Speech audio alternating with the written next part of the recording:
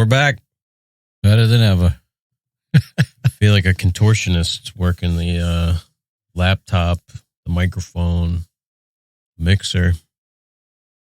I got to avoid one to do the other.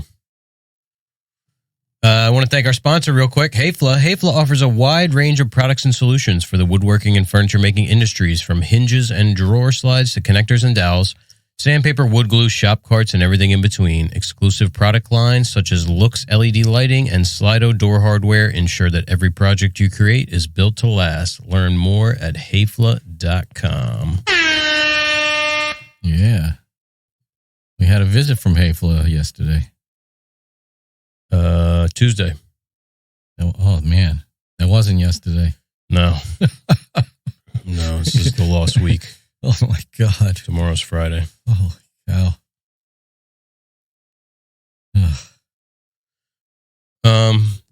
Trying to remember where we were last week. What we talked about. Apparently we pissed somebody off. Some guy is no longer listening to the podcast. He doesn't want to hear about dentist visits or anything like that. Yeah, I did go to the dentist again last week. I should probably talk about it just in case he's still listening. We can get him so that he's not listening anymore. Had to get my stitches out. Good riddance. Douchebag. Just in case he decided to check back in. He just checked out. Yeah. Don't leave any more comments on the YouTube videos. How about that? Oh yeah. So last week we talked about the trip out to the Hamptons with the smoke detector and all that good stuff. Oh yeah. So since then, we picked up the compressor. We didn't. Yeah. We got the Quincy. Yes, we went out on the last Friday. Has it only been a week? I think so. Yeah, because the stuff came. I think the stuff came the same day, right? And then Saturday I came in and piped it in. Yes. So Friday morning we shot out to Pennsylvania. This thing ended up popping up on Facebook. Well, I guess you had seen it on Craigslist. Yeah, but it came down in price on Facebook. Yeah, it was like it was at that point with price where it was like, too high for used. It was above the threshold that we had sort of mentally set. And I was on Facebook on Thursday during lunch, checking Marketplace, and saw, reduced. When somebody reduces the price, it jumps up in the results. So, and if you guys didn't notice, the effects are back. I fixed them on the thing. It popped up on there. I shot the guy a message. He brought it down from 2,500 to 2,000, which that's a big reduction. Yeah. So I shot him a message. I said, "Hey, what was the guy's name? Will. Hey, Will. Is it still available?" And waiting on eggshells. Then he finally messages back. "Yep, it's still available." I said, "Would you take $1,850 cash?" He said, "Yep." So I was like, breathe a sigh of relief. Finally found something that looked decent. We didn't get to see it run or anything, so it was definitely still a chance. We haven't had such good luck with used gear. No. The oscillating belt sander thing is a nightmare. That's got to go. We should unload that on some unsuspecting Facebook shopper that doesn't listen to the podcast. Yeah. So yeah, we shot out there, picked it up. It was probably about an hour and 40-minute drive. We got there 8:00 on Friday. Skip hack. Yeah. We built almost like not a crate, but we built a frame around it, from the bed rails, and built a box around the compressor and then strapped it down to the four corners of the bed. Which worked. It worked well. I mean, I didn't see it move at all. No, it was rock solid in there. and then had a fifth strap to the hitch. The guy Will was a real expert, so he advised us well. Yeah, he'd done a bunch of rigging. Mm-hmm. So yeah, got it back, got it hooked up the same day. Yeah, a little rain on the way back made us nervous. Yeah. We pulled over, put a couple garbage bags over the pump and the motor, which ended up flying off. We ended up driving through more rain, which wasn't supposed to be a thing, but thankfully it was all right. But we got it hooked up electrically Friday. And ran like a dream. Yeah, nice and quiet. I mean, when that thing turns on, it's like a freaking ka-chunk. It's like somebody kickstarting a Harley. Yeah. Or like when they turn over one of those freaking old-timey cars with a hand crank in the front. Yeah, I guess there's a lot of compression in there. Yeah. Which, come to find out, is actually an issue for the edge bander. So just when we thought all our problems were gone, we made another one. Yeah, what was it? Monday. I was running the edge bander. Trying to think. Yeah, Monday. Because Tuesday Brian was here. Yeah. So Monday I cut up these nightstands that I've been building, which should be done tomorrow. These little white oak nightstands, just white oak edge banded white oak plywood with a little face frame, mitered face frame with a bevel and a little inset, plywood drawer head, plywood drawers.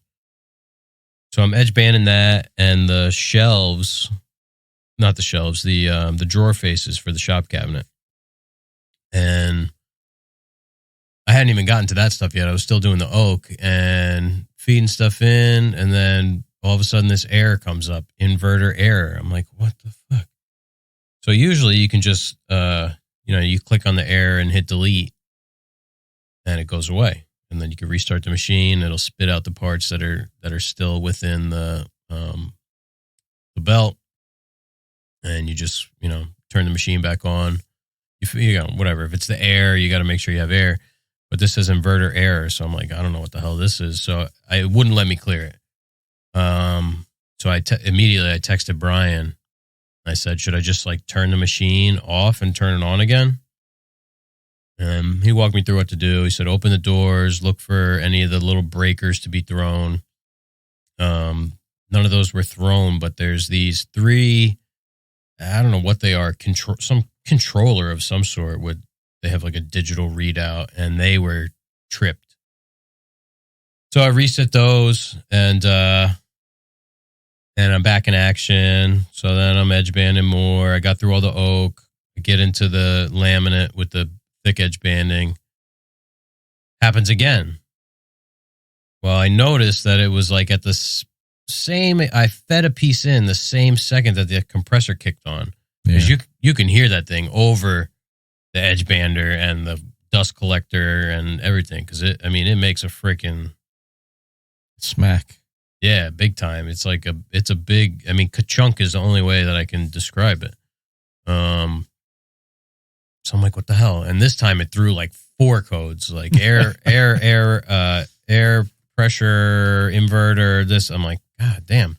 And the neighbor's lights went off. Yeah. The rest of the town lost power. Excuse me.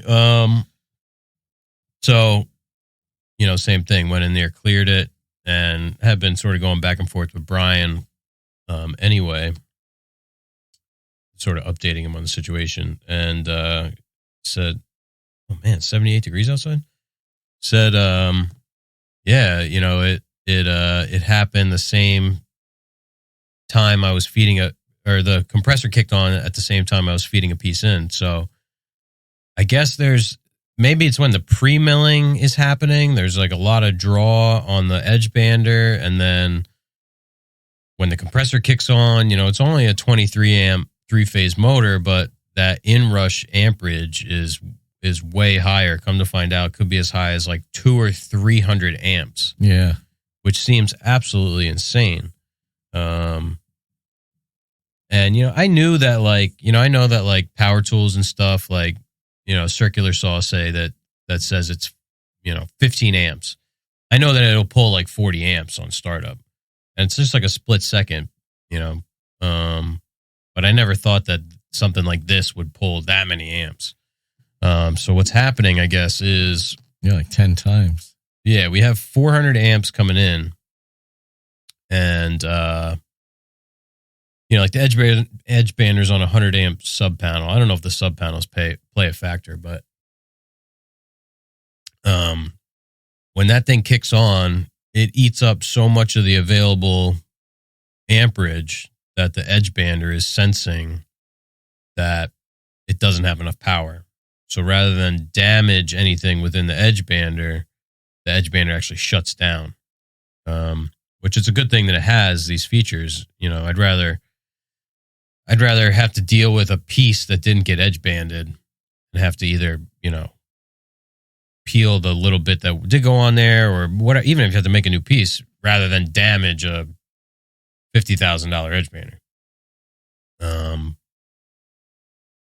I mean, it's good that it has that, but it's been another thing. It's on buck boosters, and we're not sure if that has any bearing on this. Yeah, maybe. It just makes that path of electricity from the panel to the edge bander longer and more complicated. Yeah, a little circuitous. So we were looking at VFDs and soft starters. I reached out to Jack English, and we were going to get a VFD from him.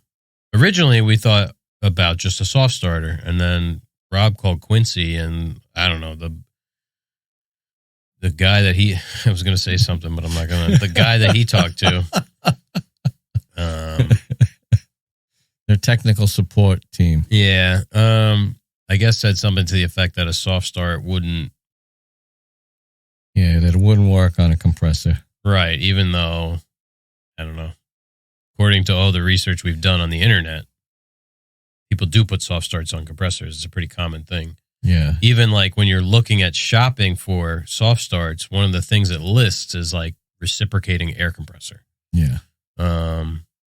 So I don't know what he was talking about. Maybe he's right. Maybe we're going to get this thing and it's not going to work.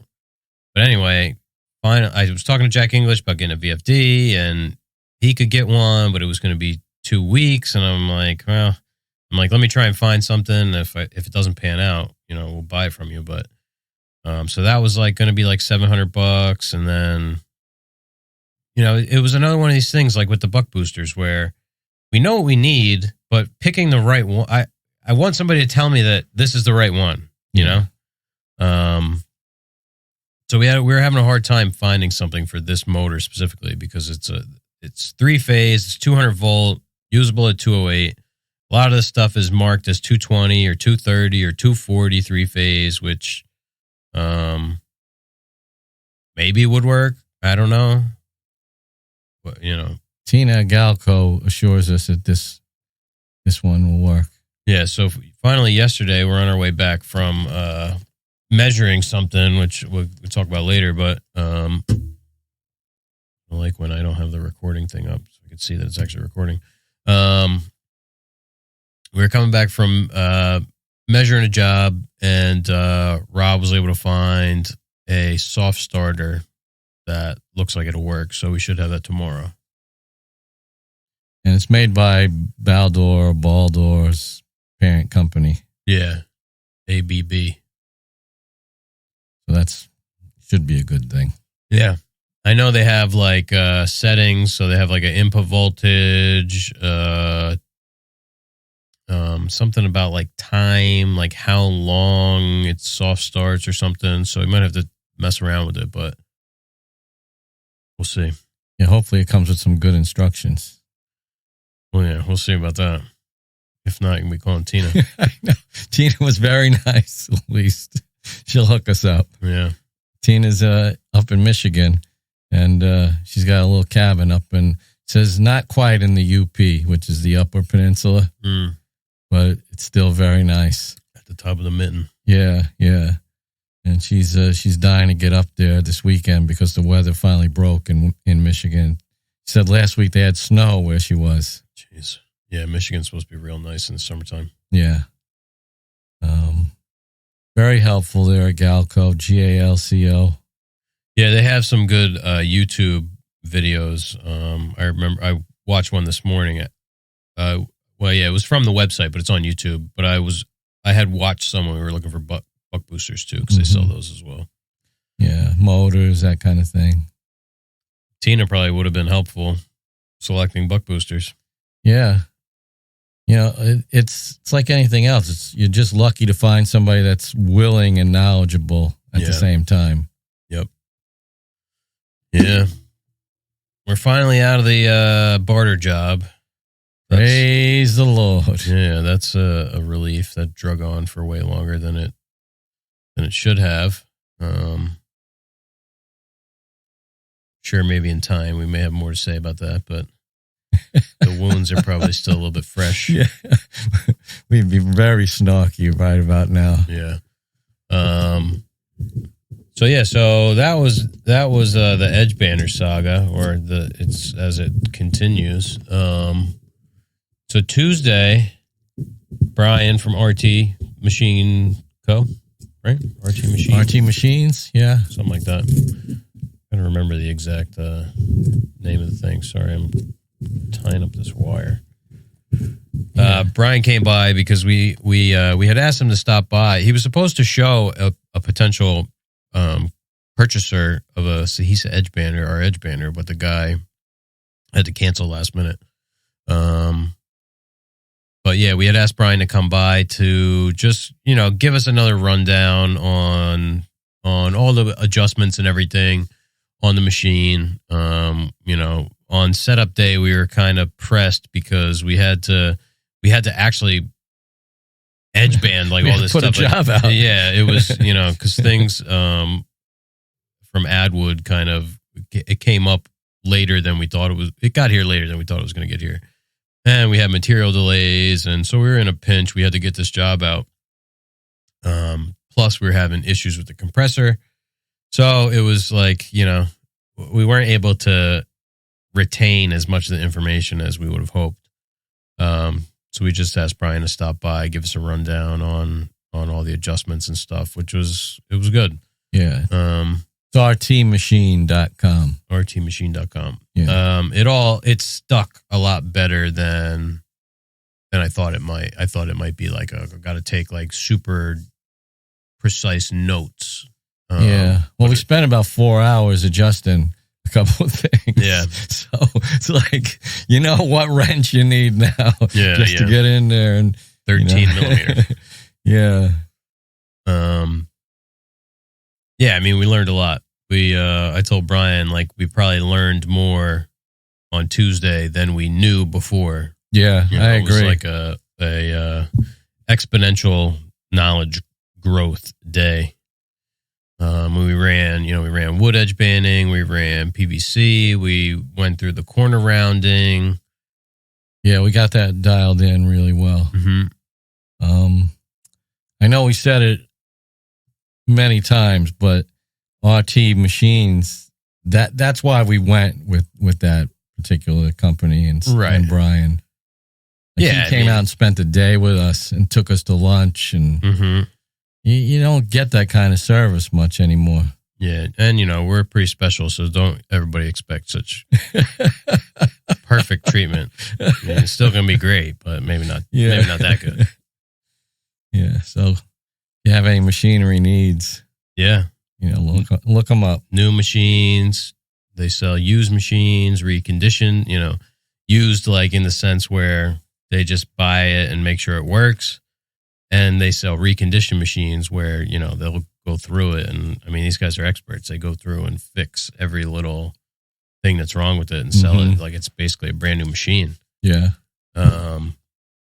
And they've got some crazy stuff. I mean, from small, they'll sell the new Oliver stuff, new Laguna stuff, which is, kind of like, I don't want to say small time, but small time compared to like a 100-foot long finish. Like I don't even know what the hell. They have some crazy like 100-foot long machines right now that are like, I think they're finishing lines or something. Yeah. Even just the milling machines that are like 20 and 25 feet long. Uh-huh. Holy cow.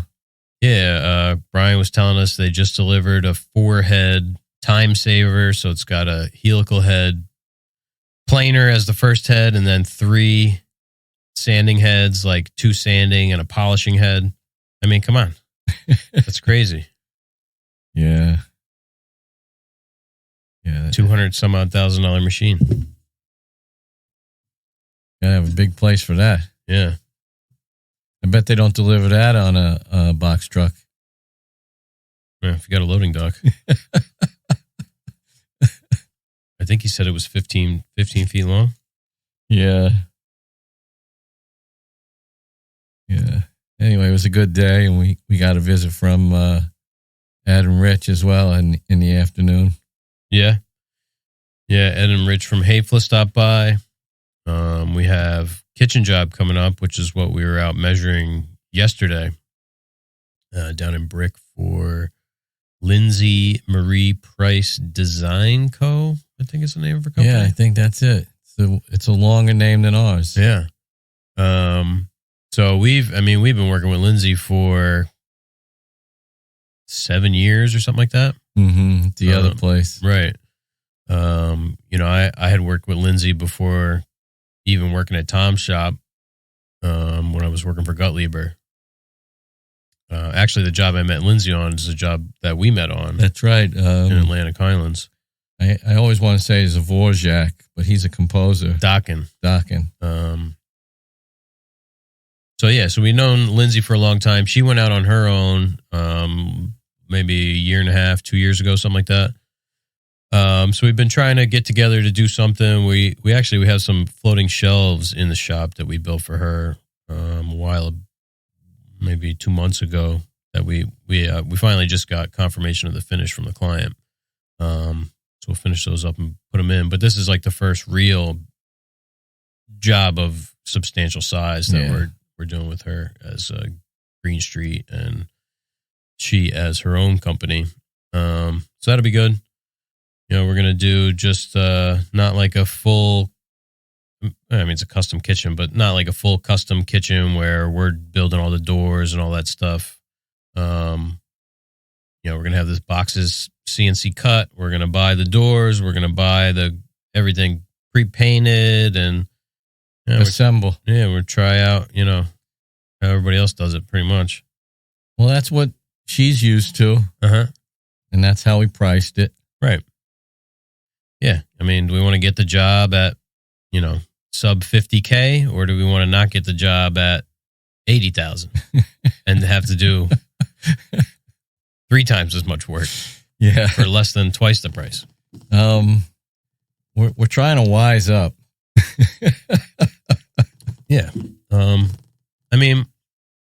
You still need a good shop to be able to execute a job like that. It's not rocket science, but it's also not that simple, because we've seen guys like Tom who just butcher stuff like that. Oh, yeah. Just going through the drawings yesterday and this morning. Once you start drawing it, you see all the little inconsistencies that you got to go back and fix. Yeah. It's like, oh, this doesn't work. If you put a panel over here, then it bumps this out. This can't be a 36. It's got to be 34 and a half. That's the thing with kitchens too, is everything is usually interconnected and, big long runs, and you get the compounding error when there's one little oversight. Yep. That's exactly it. So I got 2 more pages of notes now. There's even more riding on it too when you have to order everything, because if it's not right, then you're kind of screwed. Yeah, that's really it. That's my whole thought process going into this, because usually we make everything and it's no big deal. You trim it, fit it, make another one. This is, you got to write it down, and that's it. Yeah. Yep. Yeah, when it's a 5-week lead time, and you got to reorder. Yeah, that's why. This is just like the first draft of these drawings. Yep. Yeah, we have to go through and check all the gaps. It's like, we got an 1/8 inch gap running across here. Is this the way we want it? And between doors, you can't do. It's not 1/8; it's only a 16th because it's 2. 16th twice, right? Oh yeah.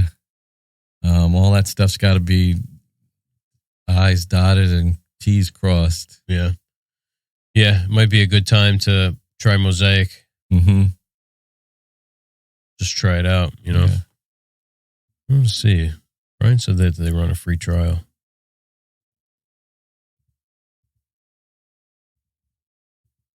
Look it up. Mosaic free trial. It is not free. It's prepaid, whether you use it or not. Try it for free. Something different. Let's see what their pricing is like. Mosaic manufacturing. Designed to manufacture software for traditional non-CNC cabinet shops. $95 a month. Mosaic manufacturing plus optimizer. All the features of manufacturing plus optimized parts for table and panel saws. Mosaic CNC version, designed to manufacture software for shops with flat table CNC routers, $150 a month.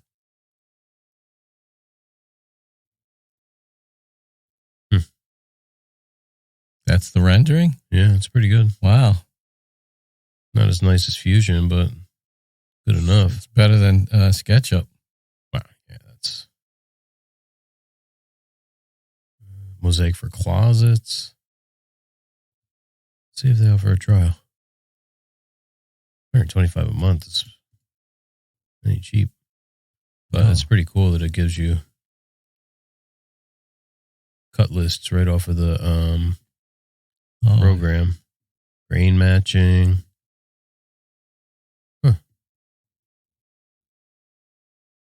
Web store. I guess they don't have a trial. We require all potential customers to subscribe to Mosaic for 3 months initially. At the end of that period, you will know if it's right for your business. If so, you can subscribe annually, rent it monthly when you need it, or purchase a license for the software. Choice is yours, but before you make that long-term commitment, we want you to make sure that the software is right for your business.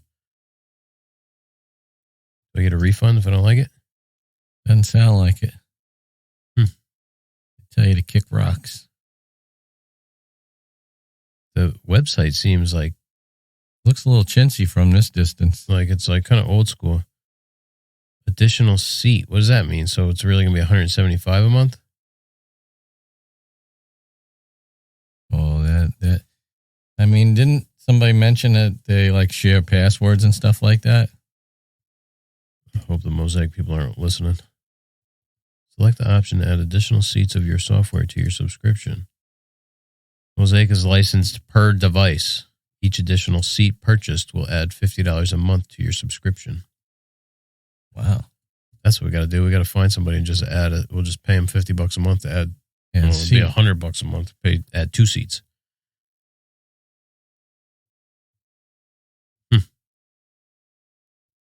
I mean, Fusion, I don't know I forget what the hell we're paying for Fusion. It ain't cheap. It's that or more. I'm a little disappointed they don't have a trial. Yeah. There might be a way to get it somehow, but it's just not coming up on here. I'll talk. Yeah, those subscription things. Like John Vitale used to get me all my black market stuff. Mm-hmm. And that was before they started going to these subscription style. Well, yeah, you can see why they did it. Yep.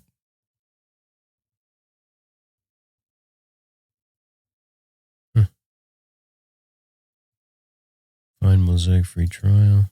No, we should talk to Dan. Spam. Yeah. See what he thinks. But, Fusion's almost up, so. It's like the truck lease. Yeah. Yeah. Still thinking about a mattress? They don't have them.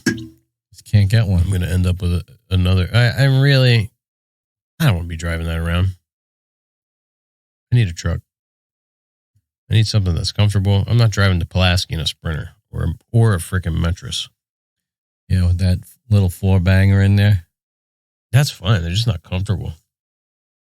You know, the inside sounds like a van. I mean, I've never driven a mattress, but definitely not a Sprinter. I mean, I like my truck. New one would be nice. Yeah, what year is yours? 2021. 24s will be out in October. I probably won't get one of those. I'd like to turn it in early, but we'll see. So yeah, what were we talking about? We're talking about the kitchen. Then we got onto Mosaic. Yeah, well, we were talking about how the style of this particular build is going to require a different set of circumstances and techniques. Yeah. Oh, yeah. My thought with Mosaic for this is like, you know, Mosaic does a lot of these calculations itself. Yeah. So rather than have to draw it on Fusion, then you had to draw like 10,000 individual parts and hope that you didn't make a mistake anywhere down the line. I know. I mean, you could be totally screwed. So probably worth the investment of, even if we got to do 3 months at 175, it's whatever, called $600 after tax. Yeah. That's, you know, in the grand scheme of the whole job, could be well worth it. Yeah. And like they say, it'll give us an idea if it's a good fit. Yeah. You know, we'll know if we want to get deeper into it. Mm-hmm. What else we got going on? Well, I mean, we've been contacted and been contacting a host of new clients and potential clients. Yeah. Yeah. Some of which are dragging their feet. Mm-hmm. Just the speed and lack of communication is just so frustrating. Yeah. Like, hey, we want to move forward with the job. Okay, when do you need it? Well, it could be this time, it could be that time. Okay, well, how does this sound? Let me know. No response for a week. Mm-hmm. Like, it could be a little annoying. Excuse me. You know, you're trying to make a schedule. Yeah. Yeah, just, you know, have an understanding as to what the next couple months look like, you know, and try and coordinate with other clients. Like, we're not saving spots, but I'm also not going to like if I have confidence that you're going to do the job and it's going to be at this time, I'm going to try to not put another client there. Mm-hmm. Like, technically I'm not saving the spot, but, you know, trying to steer people into a slot on the schedule that makes sense for everybody. I had this run in with this developer, going back and forth with the designers for a while, and then they hand over the reins to this guy, and he's like, "Oh, can you do a little bit? Can you come down to this number?" So, you know, me in the not even the middle, the lower end of middle, and then he's like, "Oh, can you do it for this $500 less than what?" Like, okay, fine. Schedule of payments is this. It's, you know, which was already in the thing. They should have seen, well, I'd really prefer it to be 50-50. Sorry, no, it's a deal breaker. Like, I don't know what people expect. Well, we told him to keep walking. Yeah. Yeah, when he emailed back and said, okay, fine. When can you have it done? I said, you know, we're going to pass on the job. And that set off all kinds of... Yeah, well, he called me immediately, which, you know, was like getting responses before was hours or days between, which I proceeded to ignore the phone call because, you know, I don't want to talk to the guy. Plus, it's kind of a good tactic. But I sent him an email, later saying, well, in the time that you were dragging your feet, we took on more work. Like people, I told you, we're not holding any spots. Like, other people left deposits, so now they have that spot. So I don't know what to tell you. We can't fit your job in. And then I got both designers calling me, saying, well, can we just do, this one? Can we just do this reception desk? And it's like, we'll think about it. So then I said, all right, listen, we could squeeze it in, but you got to pay us 100% up front. All right, we'll talk to him and see what he says. Well, of course, they're going to pay us up front. He must. I wish I could see his face when he writes that check. Ugh. We better make sure we better cash it right away. Well, yeah, it's all through QuickBooks now. Probably has like one of those Mission Impossible things on it, like it goes up in smoke. Yeah, it'll just be a bank transfer. There's no room for funny business. The old days when money used to change hands. Actually, yeah, not anymore. No. So yeah, it looks like we're going to do that. I finished the new design today. So I got to write that up, send it over in the morning. We'll get moving on that. That should be nice, quick and easy. We got a job in Hoboken coming up at some point, which is one that we're waiting on dates for. Like, I don't know what you would call that. It's like a closet, computer closet, desk, wine fridge. It's a kind of like when you live in a small space, everything's got to do everything. Yeah, it's weird. Yeah, it is kind of a funky little thing. Yeah, I mean it's mostly behind doors, so it'll look good, but it's a strange mix of different things.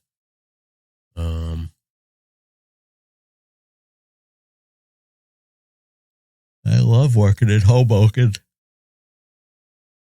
Actually, Jersey City. I said Hoboken, but that's Jersey City. Love working there too. Clients that we've worked for before through a different design. This is through a different designer. So we know the building, we know the apartment, which is good. That's a big advantage. Yeah.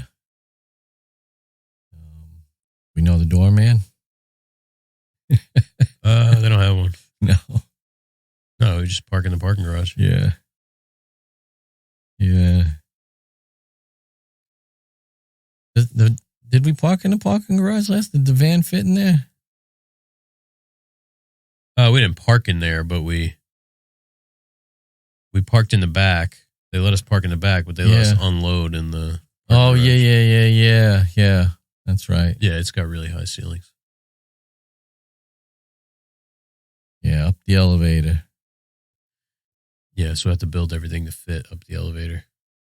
Although we didn't have any issues last time. No. That was a pretty big wall unit. That was probably 4 foot by 9 foot or something like that. Yeah. It was pretty good. I don't remember how tall the ceilings were. In the elevator? Yeah. Yeah, I don't know.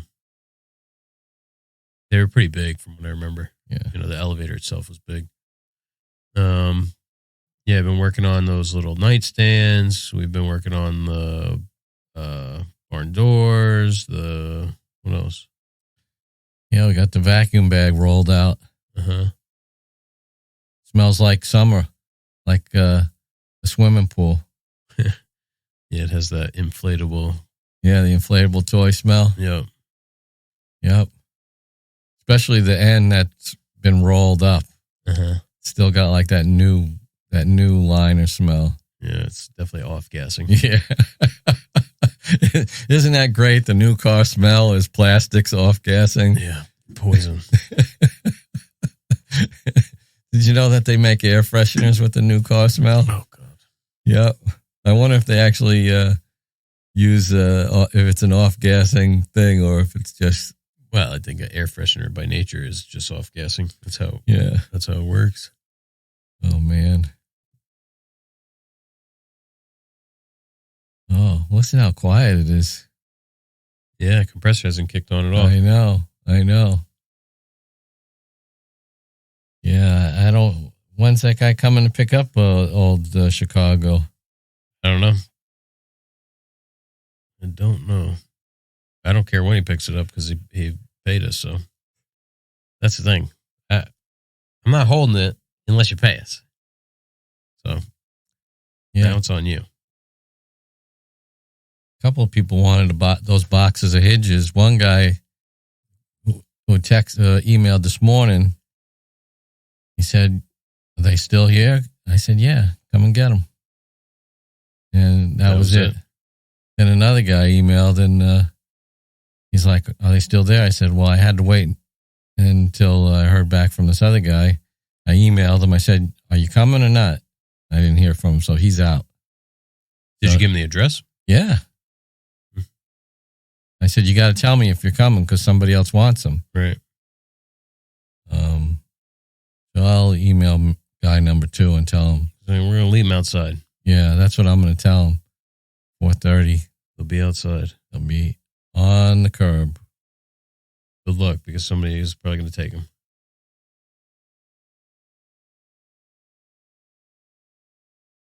Oh, I got an email here from an old client.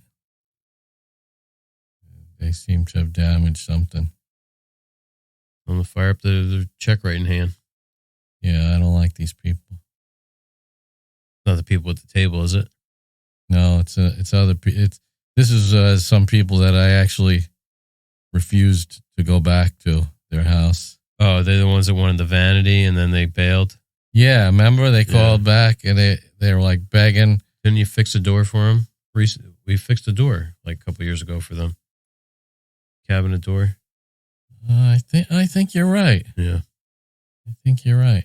They slammed the door or something and broke the stile. Yeah. What else can we do? What broke? Nothing broke. Its finish is all dull. Oh, well, that's what happens. It's all kind of like, I don't know what he did. White marks on it and stuff like that. I mean, I got the same finish on my kitchen. I haven't cleaned it in 25 years.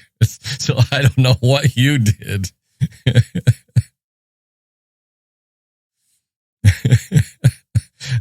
You know, it's like when we fix that what would you call that piece of furniture, that cabinet that we built, and he said, "I don't know what happened to the finish," and we went over there and then they fess up that they used some harsh Windex cleaner on it. Shit. Yeah.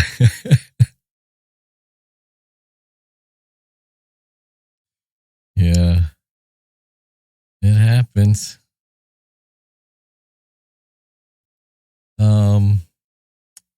What else is going on in the shop? Anything? Any news? How's your dental work? Oh, mine's fine. Yeah. I just get my routine fillings. Yeah. I got to go back in another month. They check for a month, every month, until I finally get my implant. Cash cow they got going on over there. I know. I'm just dying to get a tooth in there. That's all I can say. So I can finally chew, like get a solid, like eat a piece of Italian bread or something. Yeah. You just have to chew with the front teeth. Oh, God. You know what that's like? Yeah. I've had, when I had a crown. Oh, yeah. That's basically what this process is, except they're putting in a fake tooth on some kind of, I don't know how it must be on like a metal post of some kind. Yeah, that's basically what I had, except instead of a metal post, they shaped the existing tooth into a post and then snap a fake tooth on top. Oh, wow. Yeah. Because the root wasn't dead. Oh. I never heard of that before. That's what a crown is. Oh, I thought a crown is when they hook it on to, I'm thinking of a bridge. That's when they hook it onto the teeth next to Yeah, that's like a bracket almost. Yeah, yeah. Yeah, crown is like a fake tooth over top of another tooth. Uh-huh. I see. Wife was asking me if we're headed up to Makers Camp already. She's wondering if we're going. Yeah. I said, yeah, of course we're going. I sort of handed the reins over to Bliss to sort of coordinate all this stuff. We haven't heard anything. Well, he did secure a new sponsor. It's true. Which is kind of really more than we did. I mean, we didn't get any sponsors. Did we? Oh, we got a Harvey dust collector. We got SawStop. Oh, for us. Oh, that was John Peters. Yeah. There would have been no, well, by the way, at John Peters, but that's right. That was my brainchild. And then you told Austin, and Austin got him up there, right? Was that how it worked? Well, we talked to John, and then I had a FaceTime with SawStop and Austin, and then obviously let Austin go from there because it's his thing. But yeah, there would have been no woodworking tent if it wasn't for Greene Street. That's for sure. Yeah, I remember all the legwork, and we did get chocolate pies. Yeah, I'm gonna ask for something else this year. I had all the chocolate pie I can take. Yeah, the strawberry pie was pretty good. Yeah.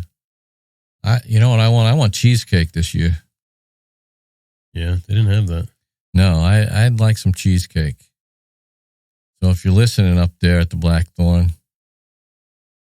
get the wheels turning on cheesecake. I'd say that's a stretch, probably. Yeah. I guess so. No cheesecake, peach pie. Not really peach season in October. No, that's the problem. It's all apples. Boy, life can be difficult. Yeah. I saw Keith, it must be his dog's birthday or something like that. He's been promoting Mr. Watson. I think it was for May for Makers. Ah. Which is some maker thing where you post something every day for the whole month. I'm not participating.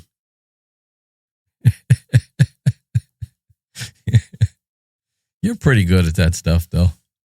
Yeah. I'm not going to be involved in that, though, specifically. No. It's a little bit much. Yeah, I watched your post this morning. Oh, the stories, yeah. Yeah.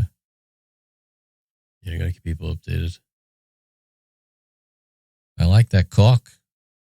Yeah, Sashco. We got a little sample set from them. They sent about five different types of adhesive and caulking and stuff, which is pretty cool. Mm-hmm. Yeah.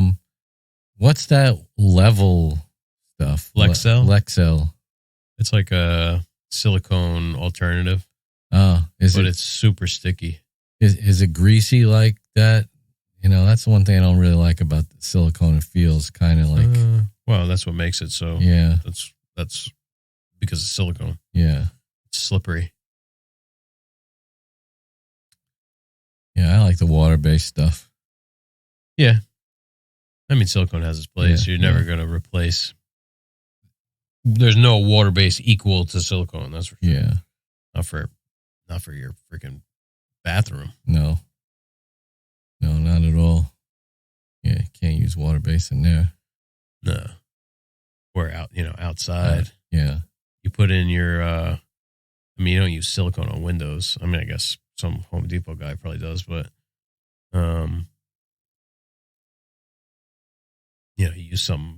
you use Alex or something to seal outside, you're going to have a leak. That's for sure. That's good advice. Yeah. Yeah, I got a squirrel chewing up into my porch roof again. Gonna have to get another piece of like 1/4 inch, because that's what that roof is. You know, like the underside on my front porch. The soffit? No, up in the spot where you would sit and put chairs. It's all 1/4 inch plywood. Huh. That's your problem. Yeah. Switch to a 3/4 inch. I got to chew through that. Yeah, but I mean, it's so big. I'd have to take the whole thing down. Yeah. Yeah, I don't have that kind of gumption.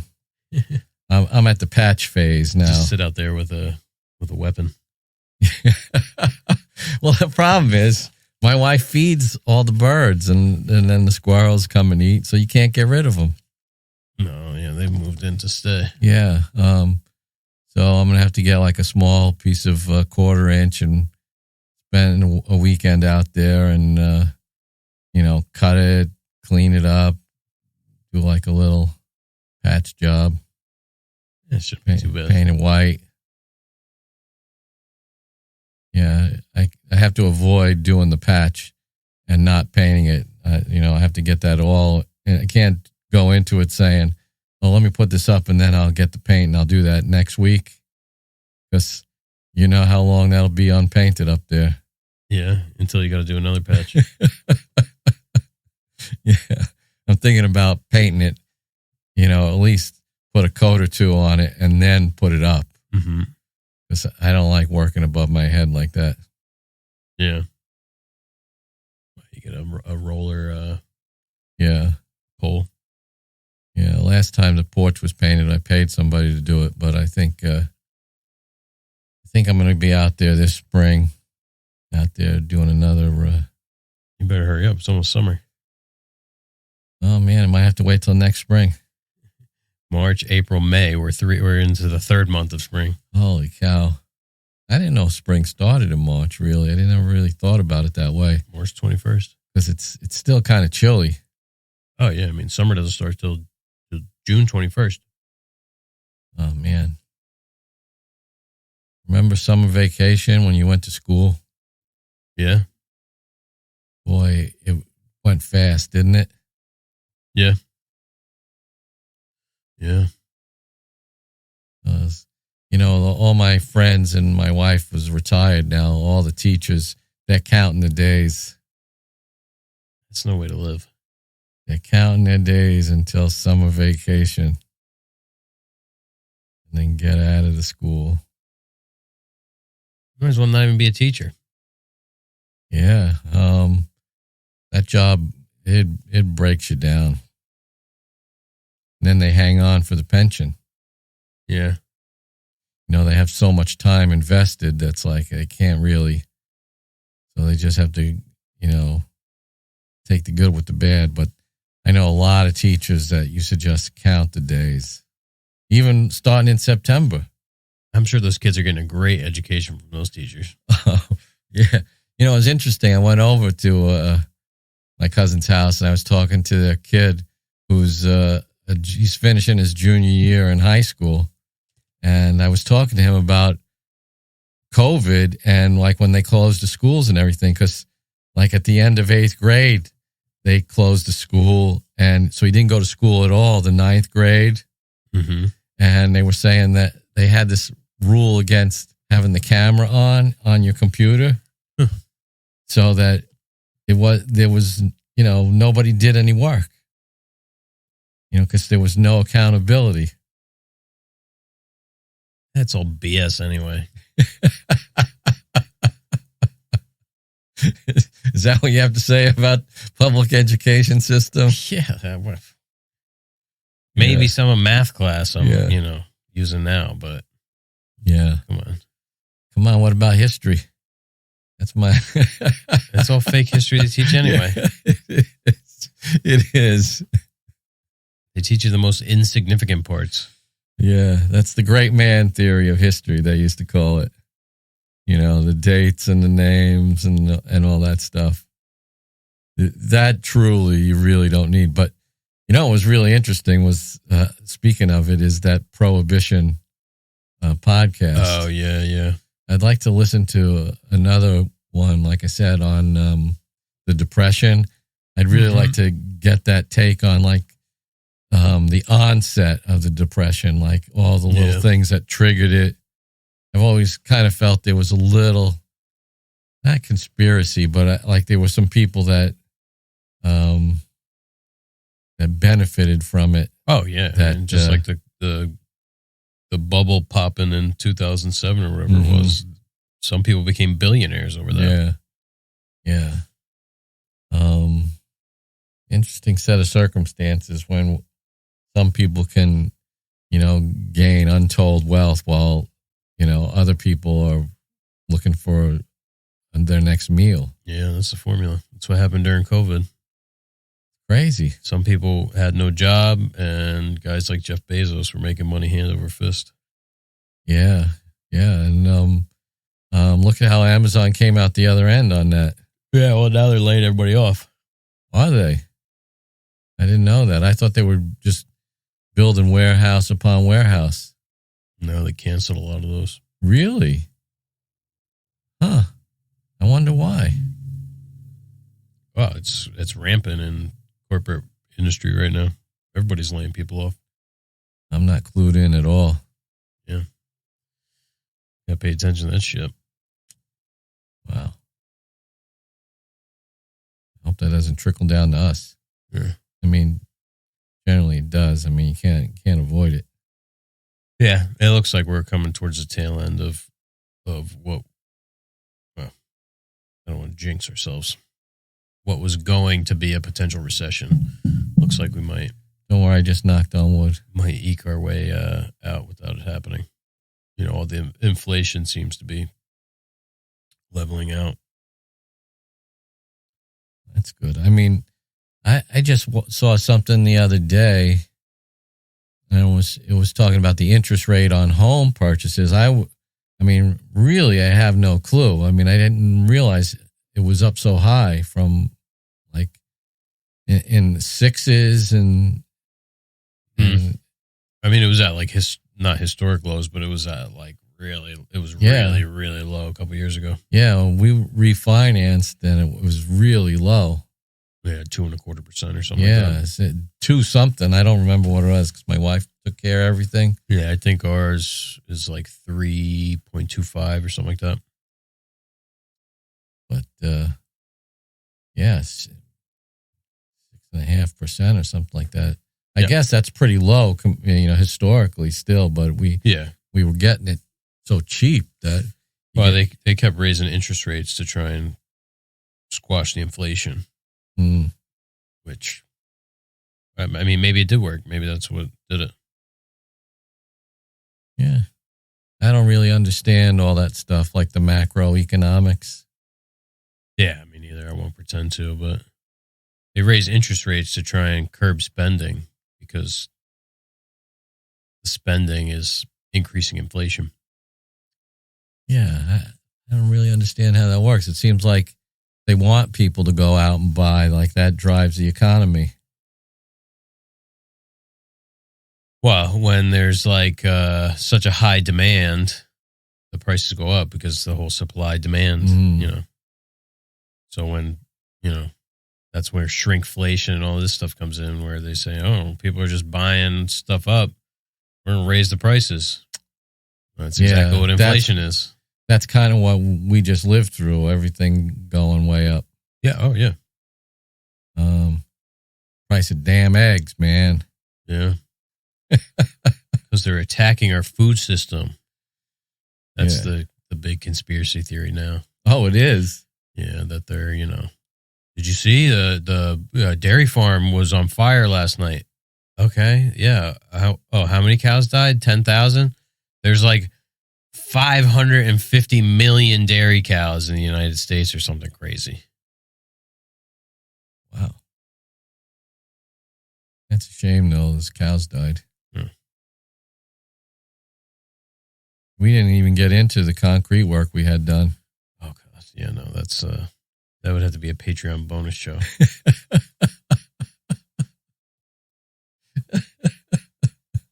Just suffice to say, it was an interesting afternoon. Yeah. We'll tell you about that if you stop by the shop one day. Yeah. You got to remember to ask. Oh, man. Well, we're just about to tick over the 1 hour mark. All right.